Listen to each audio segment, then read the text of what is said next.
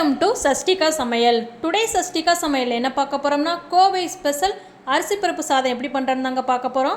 வாங்க வீடியோக்குள்ளே போகலாம்.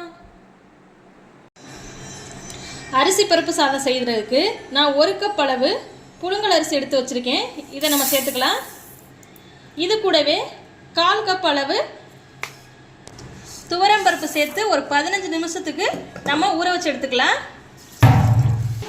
இப்போது குக்கரில் கொஞ்சமாக நெய் சேர்த்துக்கலாம், கொஞ்சமாக ஆயில் சேர்த்துக்கலாம்.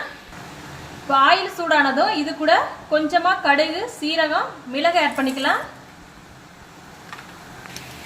இப்போ கடுகு சீரகம் பொரிஞ்சதும் இது கூட வெங்காயம் சேர்த்துக்கலாம். இது கூடவே 2 பச்சை மிளகாய் சேர்த்துக்கலாம். ஒரு கொத்து கருவேப்பிலை சேர்த்து இதை நல்லா கிளறி விட்டுக்கலாம்.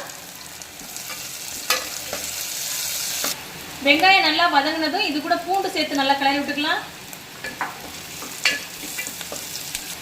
பூண்டு வதங்கினதும் இது கூட பழுத்த தக்காளி 1 ஆட் பண்ணிக்கலாம்.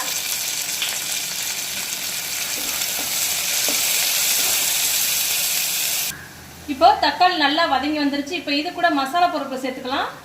1 டேபிள் ஸ்பூன் மஞ்சள் தூள், 2 டேபிள் ஸ்பூன் மிளகாய் தூள். நீங்கள் காரத்துக்கு தகுந்த மாதிரி சேர்த்துக்கோங்க. நீங்கள் காரத்துக்கு தகுந்த மாதிரி நீங்கள் சேர்த்துக்கோங்க. இப்போ அதை நல்லா கிளறி விட்டுக்கலாம். இப்போ இது கூடவே அரிசி பருப்புக்கு தேவையான அளவு உப்பு சேர்த்துக்கலாம். இப்போ அதை நல்லா கிளறி விட்டுக்கலாம்.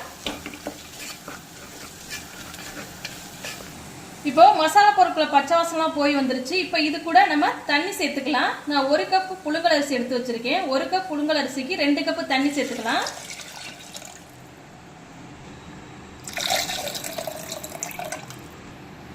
இப்போ அதை நல்லா கிளறி விட்டுக்கலாம். ஒரு கொதி வரட்டும், அதுக்கப்புறம் நம்ம ரைஸ் சேர்த்துக்கலாம்.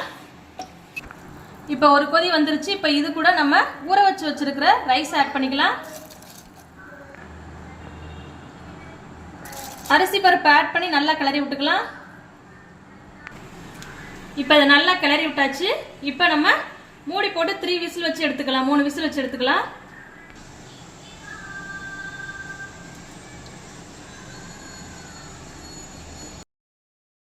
இப்போ 3 விசில் விட்டு வந்துருச்சு. இதை ஓபன் பண்ணி பார்த்துடலாம்.